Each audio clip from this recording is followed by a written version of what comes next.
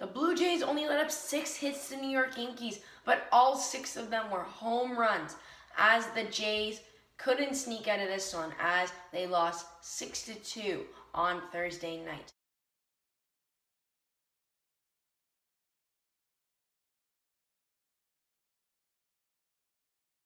Welcome back to the Blue Jays Recap. I'm your host, Evan, and this is another episode of the Blue Jays Game Recap. Like you heard, the Jays just lost 6-2 on a must-win game, and they just couldn't pull through as the Jays picked up 10 hits versus 6, and all 6 of them were homers for the New York Yankees. Aaron Judge picked up 2 home runs on 2 hits, went 2 for 3 on the day with an RBI and a walk, and it wasn't good. You let up a home run to Brett Gardner, Gleyber Torres, Aaron Judge, 2 for Aaron Judge, Anthony Rizzo. Not a good day for the Blue Jays. Their pitching, Robbie Ray was good going into this 6th inning. He was cruising. He only let up 1 run in the 1st inning on a home run to Aaron Judge. And the 6th inning rolls around. Lets up 4 runs on 3 home runs and a walk. Did not have a very good day. Now his ERA is at 2.84.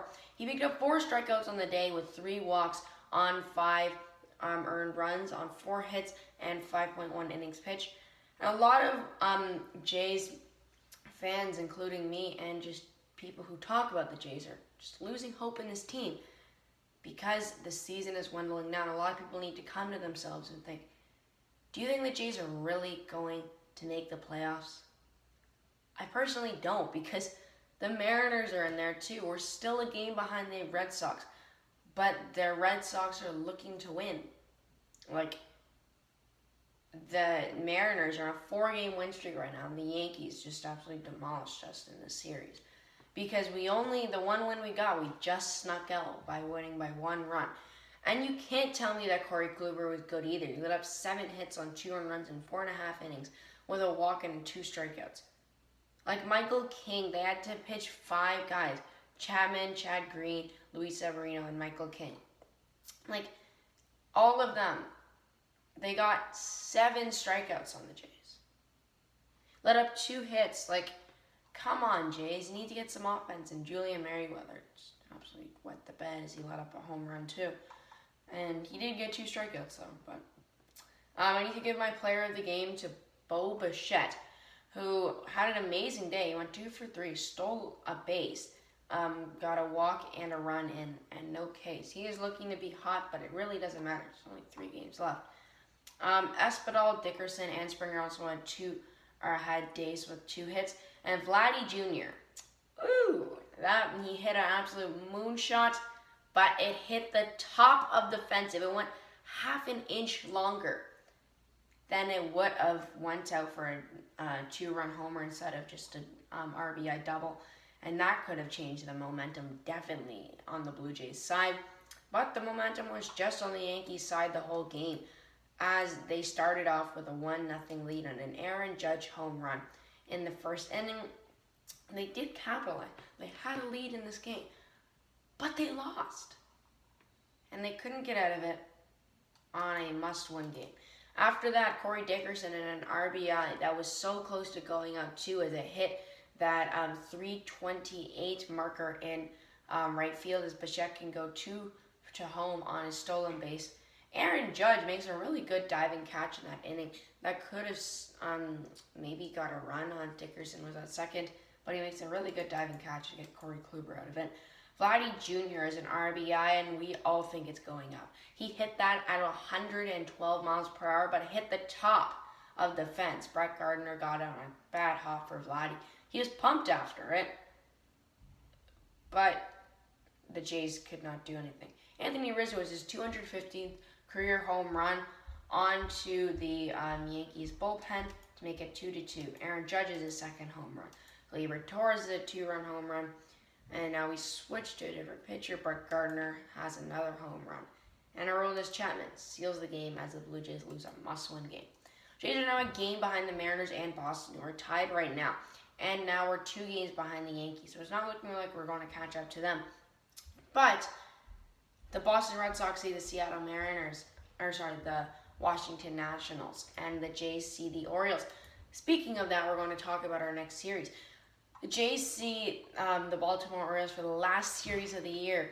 Yeah, can you believe it? This whole year we started from just making Blue Jays series recaps, and now we're at the end of the year talking about the final series in a wild card race.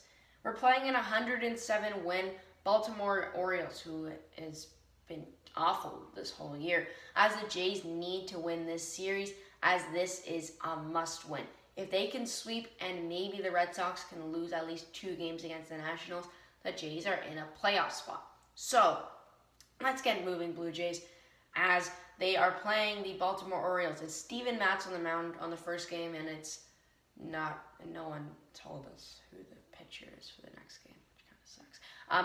Matz is on the mound. He has 28 games pitched, a 13-7 win-loss record with a 3.88 ERA and a 135 whip with a 139 strikeouts. He was a force at the start of the year. In the last few starts, he has been pretty good, as his fastball is looking like it's back, and that curveball can slip in. If it can do that like it did with when he played earlier this year, he can be a deadly pitcher, because keep in mind, he was probably the best pitcher for the Blue Jays in like the first month of baseball for the Jays. So look out for Matz, but hopefully we're probably getting a 7 ERA pitcher from the Baltimore Orioles, because every single one of them has a 7 ERA. They are literally leading every single offensive category, from runs per game, batting average, home runs, pitcher average, which is awful for the Orioles, who are last in the league with a 5.78 pitcher earned run average, and batting averages are soaring above, as well as home runs. And Jordan Romano is clearly leading. And one person we need to watch out for, though, is Ryan Mountcastle, with 33 homers on the year, and that's a guy we really need to shut down, as the Orioles are just trying to just get some practice, because they're way out of the playoff spot. And if they can get some, and they could just bring some guys that they've never played before in, and the Jays can have an easy series. That probably won't happen, but we can hope. Mountcastle is leading the RBIs for the Orioles with 89. Cedric Mullins is another person we need to shut down, because he is deadly. And Austin Hayes, who has been surprisingly good against the Blue Jays in their recent series. But I'm predicting a win for the Jays, because if they can get the first one in the series, hopefully they can carry it on to some other games. But if they don't, I will lose almost all hope in the Jays. Until next time, let's go Blue Jays.